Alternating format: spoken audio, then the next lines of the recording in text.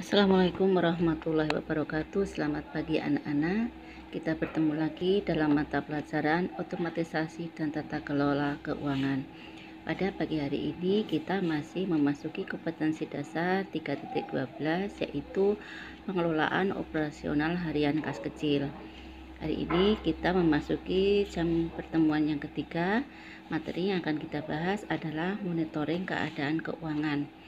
Anak-anak, untuk lebih jelasnya kalian perhatikan PPT berikutnya ya. Anak-anak, kita harus mengerti dulu apa itu monitoring ya. Monitoring adalah aktivitas yang ditujukan untuk memberikan informasi tentang sebab dan akibat dari suatu kebijakan yang sedang dilaksanakan. Monitoring dilakukan ketika sebuah kebijakan sedang diimplementasikan atau sedang dilaksanakan ya. Kemudian monitoring diperlukan agar kesalahan awal dapat segera diketahui dan dapat dilakukan tindakan perbaikan sehingga mengurangi risiko yang lebih besar. Jadi anak-anak, monitoring ini adalah suatu tindakan di saat kita sedang melakukan suatu pekerjaan.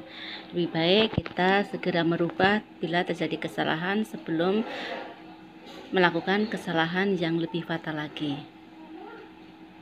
Apa tujuan monitoring? Yang pertama, menjaga agar kebijakan yang sedang diimplementasikan sesuai dengan tujuan dan sasaran. Kemudian menemukan kesalahan sedini mungkin sehingga mengurangi risiko yang lebih besar.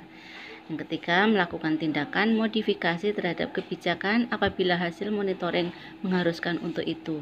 Jadi maksudnya tujuan ini sangat bagus ya, kita mengurangi risiko yang terlalu besar sehingga pada saat dimulai implementasi kita sudah memulai dengan melakukan monitoring. Sekarang kata monitoring tidak bisa lepas dari kata evaluasi. Ini selalu berdampingan antara monitoring dan evaluasi ya. Kalau evaluasi ini adalah kegiatan untuk menilai tingkat kinerja suatu kebijakan. Evaluasi baru dapat dilakukan kalau suatu kebijakan sudah berjalan cukup waktu. Berarti jika sudah selesai melakukan kegiatan atau implementasi tersebut, baru bisa dilakukan evaluasi. Jadi evaluasi ini dilakukan setelah melakukan suatu kegiatan. Kemudian apa tujuan evaluasi? Kita lihat di sini ya. 1. Menentukan tingkat kinerja suatu kebijakan. Melalui evaluasi maka dapat diketahui derajat pencapaian tujuan dan sasaran kebijakan. Yang kedua, untuk mengukur tingkat efisiensi suatu kebijakan. Melalui evaluasi dapat diketahui berapa biaya dan manfaat dari suatu kebijakan. Jadi mengukur tingkat keluaran ya. Yang ketiga, mengukur berapa besar dan kualitas pengeluaran atau output dari suatu kebijakan. Keempat, mengukur dampak suatu kebijakan. Evaluasi ditujukan untuk melihat dampak dari suatu kebijakan, baik dampak positif maupun negatif. Yang kelima, yang keenam, silakan kalian baca sendiri ya. Ini sudah Ibu tuliskan secara singkat dan rincinya. Jadi intinya evaluasi ini dilakukan setelah kegiatan ini dilaksanakan. Kemudian apa manfaat atau tujuan dari evaluasi? Yaitu untuk memperbaiki kesalahan-kesalahan atau kekurangan-kekurangan yang terjadi pada saat kegiatan itu dilakukan. Ini siklus manajemen Monaf ya nak ya. Siklus ini menggambarkan mulai dari perencanaan sampai dengan tindakan yang diambil apabila pelaksanaan monitoring dan evaluasi sudah dilaksanakan. Untuk kegiatan yang akan kita laksanakan itu kita buat perencanaan dulu secara matang. Baru kalau sudah positif dan sudah fix, maka kita mulai melaksanakan kegiatan tersebut. Di dalam pelaksanaan kegiatan tersebut kita lakukan monitoring ya. Jadi monitoring itu dilakukan di saat kita melakukan kegiatan tersebut atau mengimplementasikan dari apa yang sudah kita rencanakan.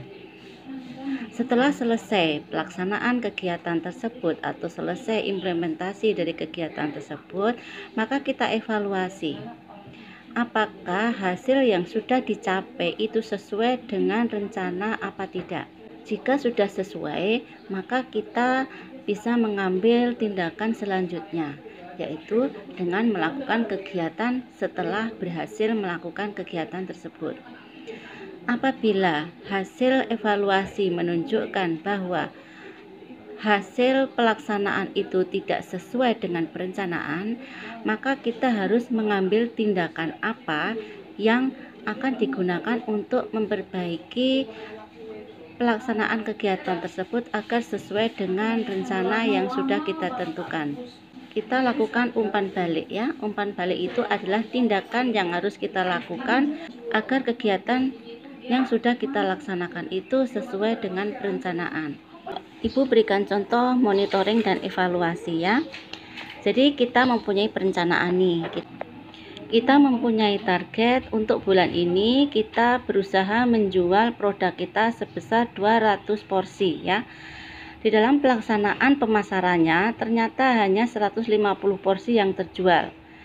Jadi di dalam kegiatan pemasaran tersebut kita monitoring apa yang terjadi. Nah, setelah selesai melaksanakan kegiatan, kita evaluasi ternyata hanya 150 porsi yang terjual, padahal rencana semula adalah 200 porsi untuk 1 bulannya. Sehingga hasil yang kita peroleh tidak sesuai dengan rencana. Kita evaluasi kenapa hal itu bisa terjadi, apa penyebabnya.